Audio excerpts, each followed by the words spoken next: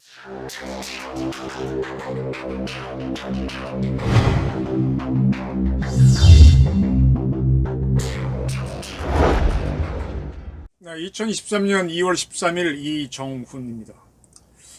제가 북한이 해왔던 공작에 대한 취재를 좀 한 기자인데, 처음에 리오난이라는 이름이 들었을 때 이게 많이 들어본 이름인데 이게 누구지 어느 건이었지 설마 그건가 했는데, 오늘 유동열 박사, 북한을 많이 분석해온 경찰 분석관 출신이죠. 그분이 주간조선에 쓴 기사를 딱 보니까 리오남이 누군지 알겠습니다.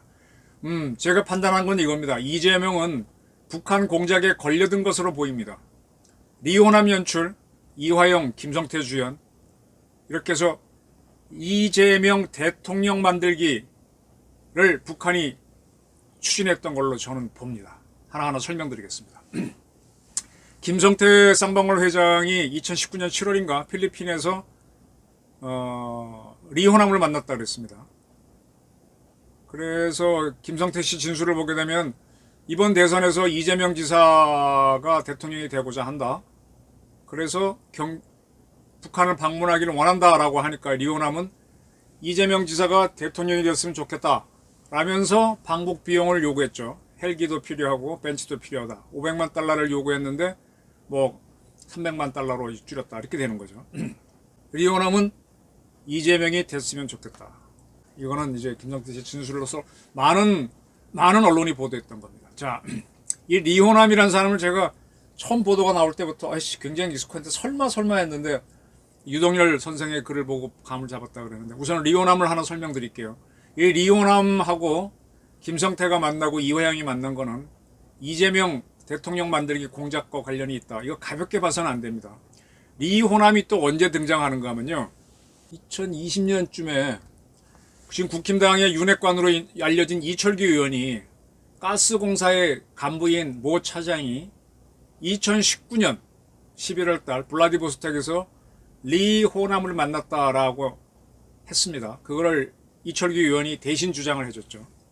그때 이제 이철규 의원은 뭘 주장을 했는가 하면은, 그때 이제 문재인 정권에서 북방정책이라 그래서 시베리아로부터 가스를 도입합니다. 그 가스를 파이프라인으로 깔아가지고 북한을 거쳐서 한국까지 가져오자, 이걸 추진했었죠. 그때 이렇게 했으면은 지금 러시아가 우크라이나 침공하면서 유럽으로 제공하는 파이프라인, 북해 파이프라인 노르트 스트림이 폭파됐죠. 참으로 우리가 파이프라인을 연결해서 북한 통해서 러시아 천연가스 공급받았으면 북한도 파괴할 수 있고 참 위험한 건데, 어쨌든 그 당시에 한국가스공사 모 차장은 여기 좀 반대했던 모양입니다. 근데 어쨌든 하라 그러니까 블라디보스톡에서 북한도 거쳐와야 되니까 북한 사람 만났는데 그게 리호남이었다. 이걸 이철규 의원이 발표를 했었습니다.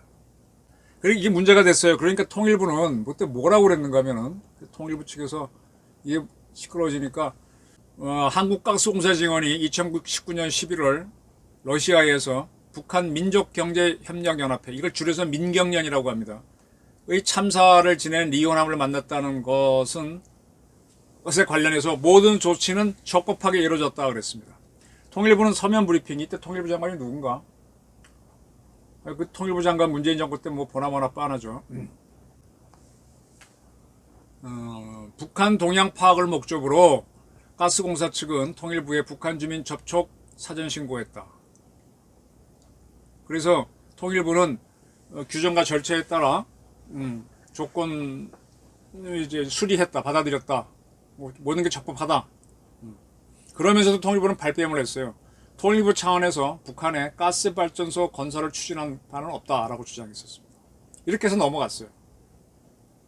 그러니까 2019년에 리호남이가 가스공사 간부를 만나가지고 파이프라인으로 이제 러시아 가스를 갖고 와서 북한에 가스발전소 짓고 남한에 제공하고 그런 거 검토했던 것 같습니다.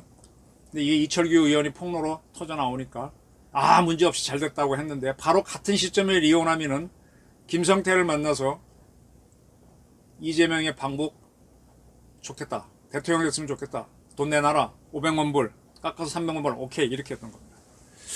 이때 이미 리오남이 약간 언급이 됐었는데, 이 리오남과 관련해서 주목할게요. 제가 공작이라고 하는 책을 쓴 게 있습니다. 북한의 대남 공작, 우리의 대북 공작 등을 합쳐갖고 쓴 건데 그 중에 중요한 파트가 흑금성 사건입니다. 흑금성이라고 하는 우리 안기부가 아니라 정보사 출신 에이전트가 우리 모 광고회사 측과 같이 해갖고 이북에 가서 그때 이제 대한민국에서 유명한 연예인이 이효리였거든. 북한에선 조명혜가 아주 예쁘다고 소문이 나서 그 두 사람을 모델로 해서 삼성전자 등 이제 광고를 찍자 그걸 추진했던 거죠. 그걸 이제 그 광고 사업했던 분은 지금은 이제 조용히 계시고 그렇습니다. 그래서 그때 이제 이 흑금성이 내가 북한하고 통한다라고 해서 들어가면서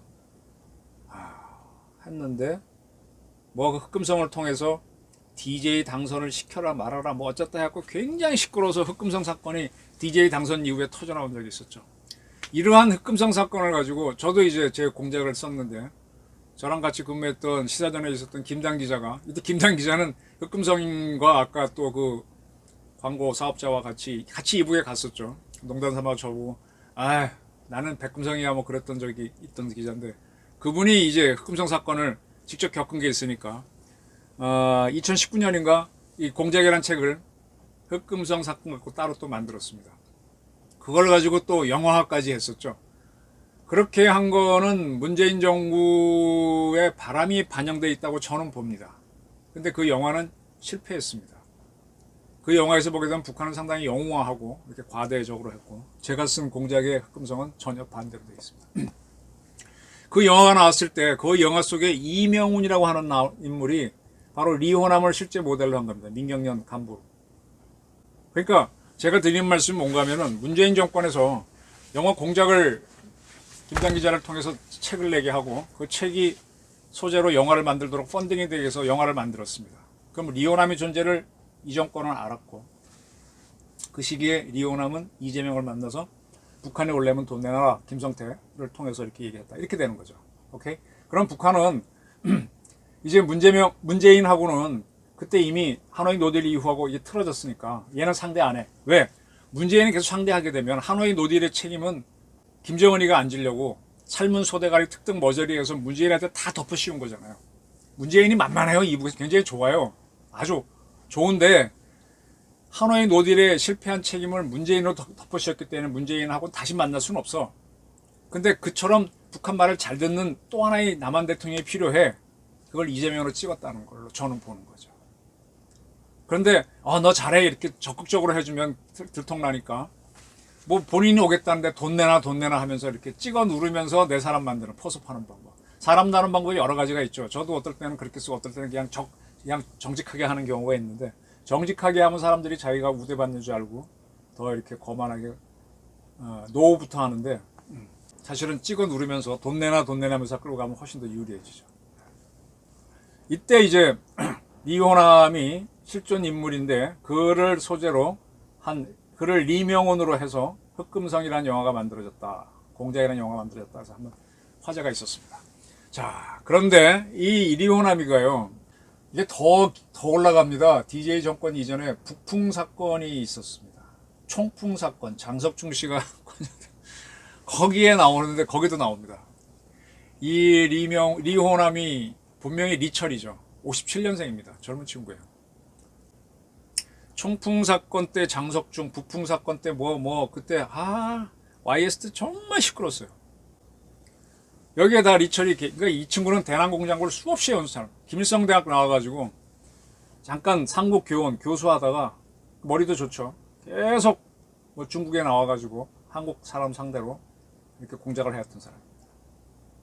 이러한 그가 이 대경련이 이름 자꾸 바꿨는데 대경출하고 불렸던 시절에 베이징에 나와 있으면서 2006년에 안희정을 만났죠. 그때는 안희정 씨가 2006년도니까 노무현 정권 때인데 아직 충남지사가 되기 전인데 안희정도 만나고 이화영 의원도 만납니다. 이화영하고 리호남은 2006년부터 만났기 때문에 2019년에 이재명 방북 문제 갖고 또 만날 수 있는 거죠. 그때는 안희정과 이화영 씨가 리호남 만난 거는 2007년인가 2008년인가 남북 정상회담이 또 열리죠. 노무현, 김정은. 그게 이제 교착 안 될 때니까 이걸 개선하기 위해서 뚫기 위해서 만났던 걸로 보입니다. 그리고 이화영은 2006년 12월 달에 평양을 방문합니다.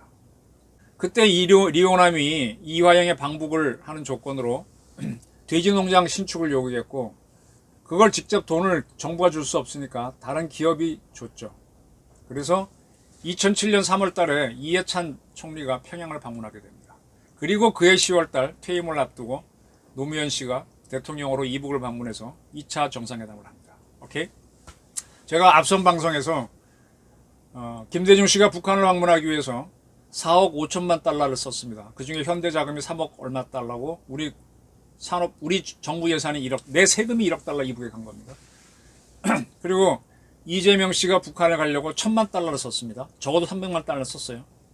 그러면 문재인은 얼마나 썼겠냐? 그리고 노무현도 분명히 쓴 것 같은데 그분이 자살을 했고 또 그때 갔다 와서 자료를 파기했기 때문에 정확하게 나온 건 없지만은 그때 이미 이해찬 씨가 먼저 가기 위해서 기업체가 뭔가 북한에 도와줬고, 그리고 그때도 이미 노무현 정부가 1,000만 달러를 건네서 노무현 김정일 정상회담이 있었다라는 설이 돌았던 바 있습니다. 근데 자살을 하고 뭐 하면서 덮여버린 거죠. 그렇기 때문에 이번에 문재인이가 2018년에 이북 가고 어쩌고 했을 때는 돈을 안 갖겠느냐, 이 부분을 수사하라는 게 저희 주장이었습니다. 자, 이런 것들은 이제 저보다가도 이제 유동열 박사가 잘 알아서 주간조선에 상세하게 써놨는데 한번 그 기사를 보시기 바랍니다. 리오남은 대한민국에서 뭘 원하는지 아니까. 북풍 사건, 총풍 사건, 그 다음에 그 흑금성 사건 다 개입하면서 항상 돈은 남한이 내고 자기는 갑에서 더 갖고 와 안 돼 하고 뭐 오케이 해주고, 그리고 애를 먹이면서 애를 먹이면서 그걸 허가해주면서 자기네가 원하는 대로 돈 낸 놈이 따라오게 만들죠. 예, 그렇게 이제 장난질을 쳐온 게 리오남입니다. 리철이. 그렇습니다. 이제 다 나왔네요. 그러면 북한에서는 이제 문재인은 다시 만날 수 없으니 다음에 말 잘 듣는 대통령이 필요해서 돈 주고 오겠다는데 안 돼요 하는 거지. 그러면 이재명을 상대로 대남공작 한 거네. 리오남 연출, 이화영 김성태가 등장했고 이재명 대통령 만들기 공작이었다고 저는 봅니다. 제 생각에 동의하십니까? 동의 안 하시는 분들도 있을 거고, 이건 또 진영 논리로 할 테니까. 어찌됐건 저희 관점을 한번 투여해서 이재명 사건을 보시기 바랍니다. 거물공작은 리오남, 이철이 있었다. 내가 책 공작을 쓰고도 이상하다, 이호남이 누구지 하다가 유동열 선생 기사 보고 딱 감을 잡았습니다. 이재명은 북한 공작에 걸려들었다. 오늘의 주장이었습니다. 감사합니다.